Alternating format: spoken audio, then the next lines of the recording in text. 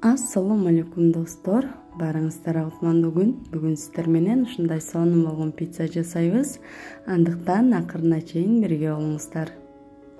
Биз алгач камыр жууруп алабыз. Камырыбызга жарым столовый ложкада туз, 1 столовый ложкада сахар, 2 столовый ложка суу май, 300 мг сүт, жылуу сүт. Идишибизге куябыз дагы, жакшылап аралаштырып алабыз. Андан соң 1 чайный ложкада дрожь салабыз. Аны дагы жакшылап аралаштырып алабыз. Андан соң 500 грамм un керек болот. Унубузду салабыз дагы, жакшылап камыр жууруп алабыз.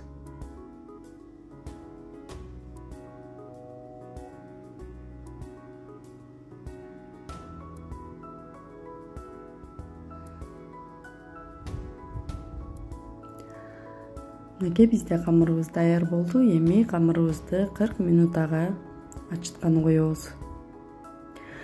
Мынакей бизде камырыбыз ачыды. Эми алабыз дагы 2 бөлүккө бөлүп, тең 2 бөлүккө бөлөбүз дагы, толуктоп алабыз.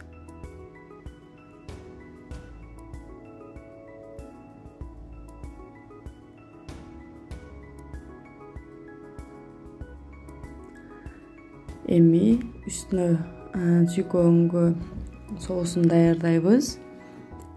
Бизге кетчуп менен майонез керек болот. Аны идишибизге салабыз дагы, аралаштырып алабыз.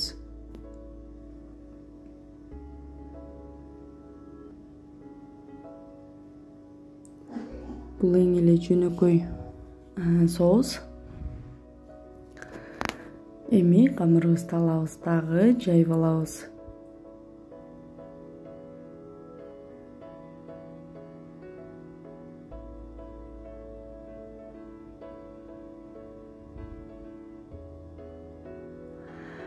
Жайып алдык. Эми духовкабыздын лифтин кичине майлайбыз дагы, камырыбызды жайып алабыз.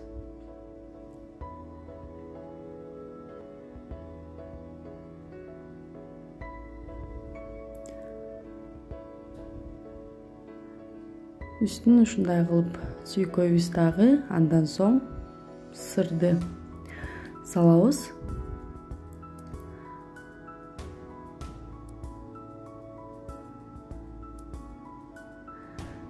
Сырды өздөрүңүздөрдүн каалооңуздарча салсаңыздар болот. Кааласаңыздар көп, кааласаңыздар азыраак салсаңыздар деле болот.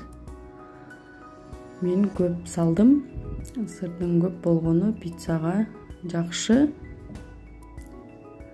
таамдуу болот. Эми ушундай кесилген колбасабызды коюп алабыз. Андан соң духовкабыз, ысып турган духовкабызда 200-220 градуста 10 минутага чейин бышырып алабыз.